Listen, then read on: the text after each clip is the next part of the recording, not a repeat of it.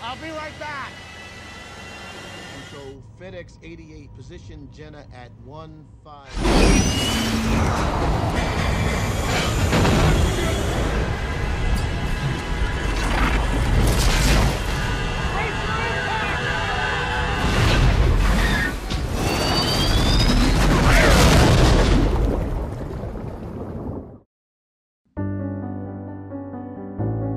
Halo semuanya, selamat datang di Movie Crop. Gimana kabarnya nih? Semoga kalian dan keluarga selalu sehat dan bahagia ya. Kali ini, Mimin bakal ceritain sebuah film berjudul Castaway.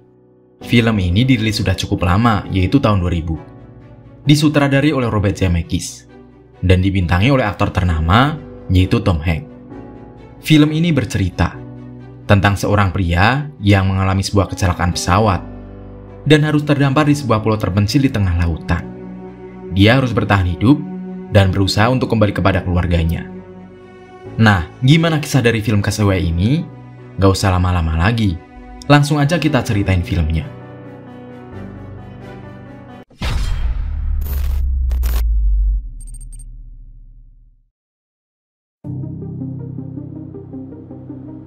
Film diawali tentang seorang pria bernama Chuck. Dia bekerja di salah satu perusahaan pengiriman barang dan jasa terkenal di dunia, yaitu FedEx. Chuck merupakan seorang pegawai dengan posisi atas, yang memperhatikan kedisiplinan waktu untuk perusahaannya itu. Sehingga dia memberikan beberapa nasihat kepada beberapa pegawai yang lain, untuk bekerja lebih cepat dari biasanya. Karena perusahaan ekspedisi tentu saja mengedepankan kecepatan dan keamanan dibandingkan dengan yang lainnya. Ditambah, pengiriman barang saat itu sedang membludak menjelang hari Natal. Di saat malam Natal, Chuck berkumpul bersama dengan keluarga dan juga pacarnya yang bernama Kelly. Tapi di tengah acara makan malamnya itu, Chuck harus menerima kabar bahwa dirinya harus segera pergi ke Malaysia untuk suatu pekerjaan. Sehingga dia harus berpamitan pada Kelly dan mengatakan bahwa dirinya akan segera kembali pada malam tahun baru. Setelah mengetahui urusan pekerjaan yang dijelaskan oleh Chuck, Kelly memilih untuk mengantarkan Chuck ke bandara tempat penerbangan. Saat berpamitan, Chuck dan Kelly sempat bertukar kado sebagai hadiah perayaan hari Natal. Kelly memberikan sebuah jam tangan milik keluarganya, yang berisi foto dirinya. Sementara Chuck memberikan sebuah kado kecil, yang harus dibuka oleh Kelly pada saat malam tahun baru nanti. Mereka pun berpisah, dan pesawat yang dinaiki Chuck pun lepas landas menuju ke Malaysia. Dalam perjalanannya, Chuck tertidur karena saat itu hari sudah malam. Namun dalam tidurnya dalam pesawat kargo itu, kemudian dia terbangun dan memandangi jam tangan pemberian Kelly. Dan setelah itu, Chuck menuju ruangan kokpit, yang ternyata di sana sedang terjadi masalah di antara para pilot, yang diakibatkan oleh sekumpulan awan badai, yang menyebabkan mereka harus segera pergi menghindarinya, dengan cara pesawat harus berbelok dari rute yang seharusnya dilalui. Mendengar hal itu, Chuck kemudian pergi ke toilet, untuk mencuci muka dan menenangkan kepanikannya. Tapi saat itulah, ternyata pesawat tiba-tiba mengalami turbulensi yang begitu kencang. Sampai-sampai Chuck harus terpental. Dan untungnya, dia berhasil memakai maskernya kembali dan juga sabuk pengaman.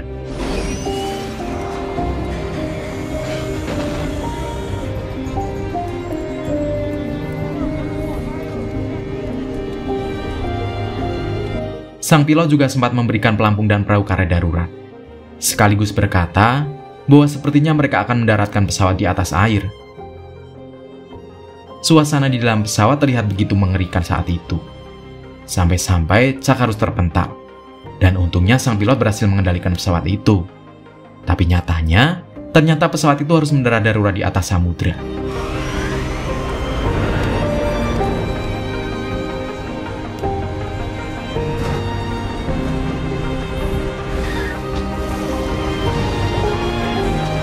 Karena hantaman yang sangat keras saat mendarat, membuat pesawat tersebut terbelah dan disusul dengan ledakan dikarenakan hantaman yang begitu besar.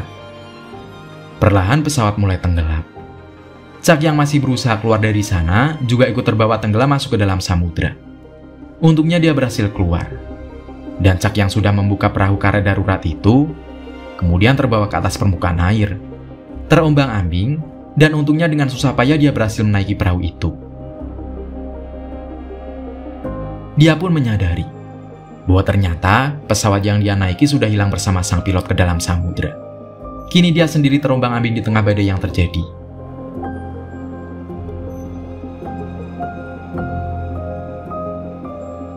Keesokan harinya Chuck yang sudah terbangun, kemudian tersadar bahwa dirinya sekarang berada di sebuah pulau kosong di tengah lautan, dan juga dirinya hanya bisa menemukan beberapa kotak paket saja yang hanyut di pesisir pantai. Dia berharap saat dia selamat nanti, paket itu akan tetap dia antarkan kepada sang penerima paket sebagai rasa tanggung jawabnya. Kemudian dia membuat sebuah tenda yang dibuat dari perahu karetnya. Dia hanya bisa terdiam, menanti sebuah kapal ataupun pesawat yang lewat, kemudian menyelamatkannya. Tak ada apapun yang dilakukannya hari itu. Hari pun berganti. Pada keesokan harinya, Chuck membuat tulisan meminta tolong di pasir pantai, menandakan bahwa di pulau terpencil itu ada seseorang yang membutuhkan bantuan. Tapi sayangnya, ternyata tulisan itu harus tersapu oleh ombak. Chuck yang merupakan orang cerdas tetap berusaha dan berpikir bagaimana cara lain untuk meminta tolong. Sehingga dia mengganti tulisan meminta tolong itu menggunakan sebuah kayu besar agar ombak tidak dapat menghapusnya lagi. Sembari dia tetap mengumpulkan paket yang dapat dia temukan dan selamatkan. Setelah berhari-hari mengumpulkan beberapa kotak paket, Chuck juga menemukan beberapa kelapa yang sudah terjatuh dari pohonnya. Namun sulit sekali dibuka olehnya. Untunglah setelah mencoba berkali-kali, dirinya berhasil juga membuka kelapa itu. Dia yang sudah sangat kehausan begitu senang. Kemudian, dia berniat untuk menyusuri apa saja yang ada di dalam pulau itu. Yang ternyata dia menemukan sebuah gua, dan juga sebuah tebing yang segera dia naiki, untuk dapat melihat keadaan seluruh pulau itu tanpa harus berjalan mengelilinginya. Dia sudah berada di atas tebing itu. Kemudian menemukan ada sebuah objek putih yang mengapung di pinggiran pantai. Tentu saja dia bergegas menghampiri apa yang dilihatnya itu, yang ternyata itu adalah salah satu mayat sang pilot. Dia pun segera membawanya ke suatu tempat, lalu membuka sepatunya, dan juga mengambil sebuah senter, dan kemudian segera menguburkannya di sebuah batu besar yang sudah dia tuliskan namanya untuk mengenangnya. Chuck pun menjalani harinya dengan berburu dan memanfaatkan keadaan sekitar.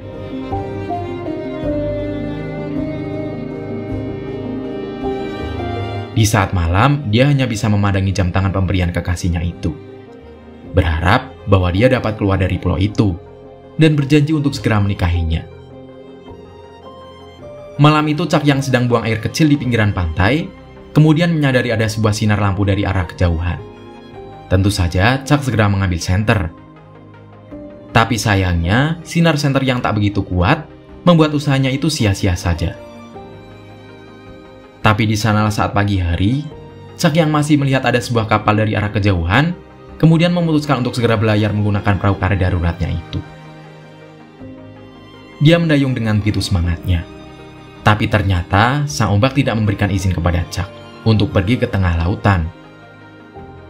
Malahan, sang ombak berhasil membuat Chuck terhempas dan menyebabkan kakinya harus terluka terbentur terumbu karang. Chuck yang sadar bahwa dirinya tidak bisa apa-apa, kemudian hanya bisa kembali berjalan menuju ke pulau kosong itu.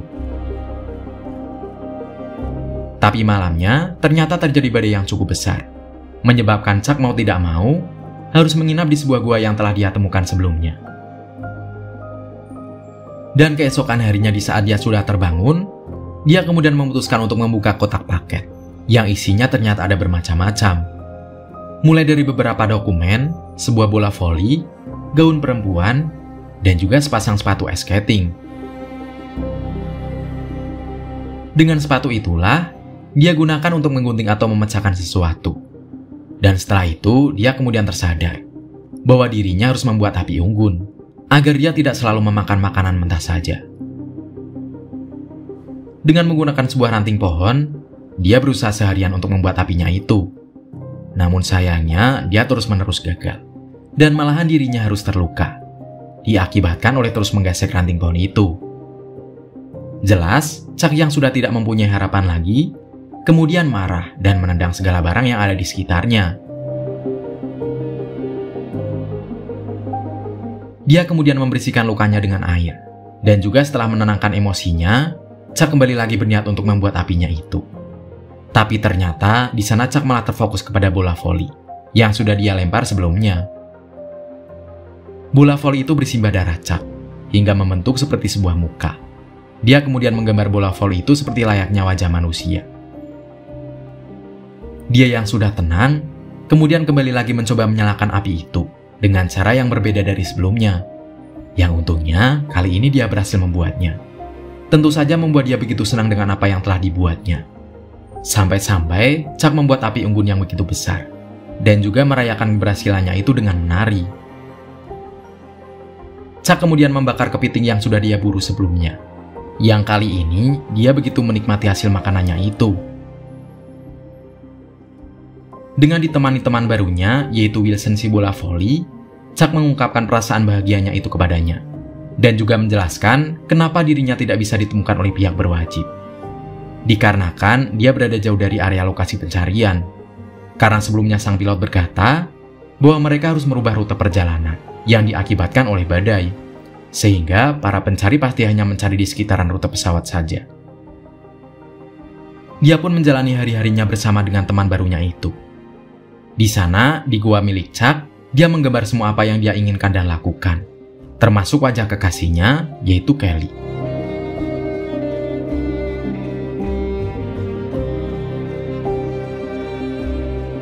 Hari pun berganti bulan pun berganti tahun.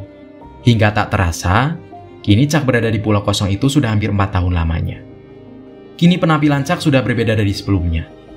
Sekarang dia terlihat lebih seperti orang primitif. Bahkan temannya itu juga sudah memiliki penampilan yang berbeda dari sebelumnya. Tapi pada keesokan harinya, di saat dia keluar dari guanya itu, dia menemukan ada sebuah tembok toilet umum yang rusak, yang terdampar di tepi karang. Sehingga bersama dengan Wilson, dia memandangi benda yang sudah dia temukan tersebut. Beberapa saat kemudian, di saat tembok toilet itu terjatuh di terpa angin, akhirnya dia tersadar bahwa sepertinya dia bisa membuat benda itu sebagai sebuah layar perahu. Sehingga dia segera mengumpulkan bahan-bahan untuk membuat sebuah perahu rakit, mulai dari kayu pohon, tali yang sudah dia buat dari kulit pohon, dan juga beberapa bahan lainnya.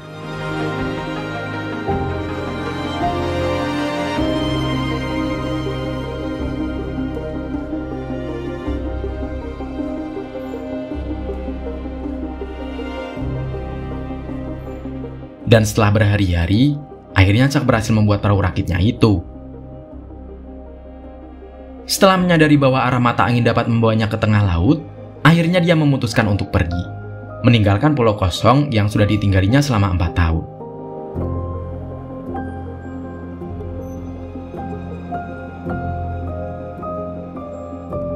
Chuck yang sudah hampir berada di tengah lautan, kemudian melepaskan ikatan. Dan untungnya, tembok toilet itu berhasil membawanya mengarungi lautan lepas. Di sana Chuck dengan segenap kekuatannya terus mendayung perahu rakitnya itu.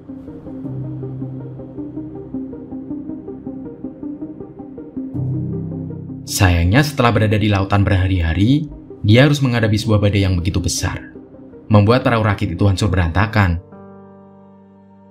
Dan juga Chuck yang sudah begitu lemas harus menyadari bahwa temannya yaitu Wilson ternyata sudah hanyut dibawa oleh ombak. Walaupun sudah berusaha sekuat tenaga untuk mencoba menyelamatkannya, tapi akhirnya dia sadar bahwa dia harus merelakan temannya itu yang sudah menemaninya selama ini.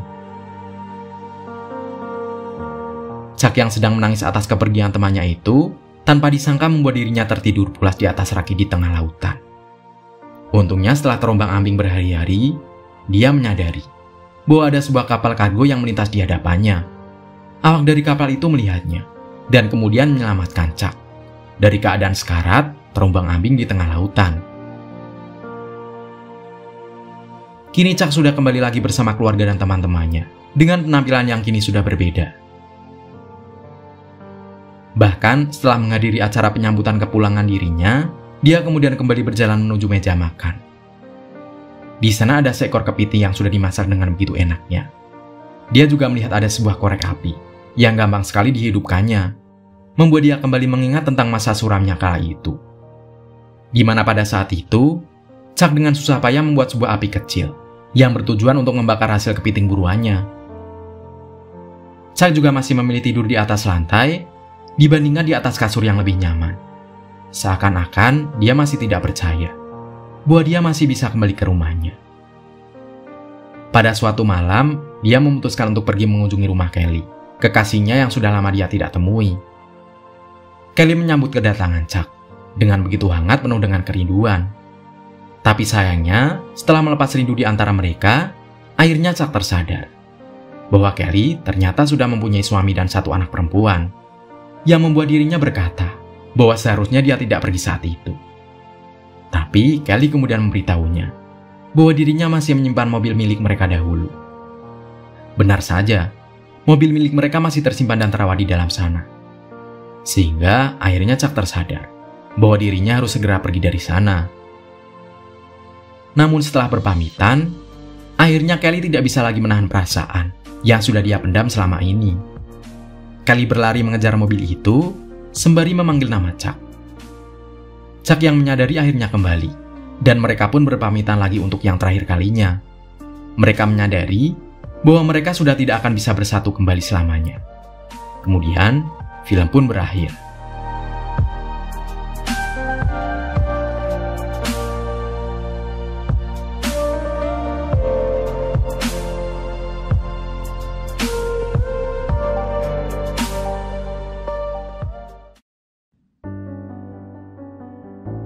Tetaplah berusaha dalam keadaan apapun.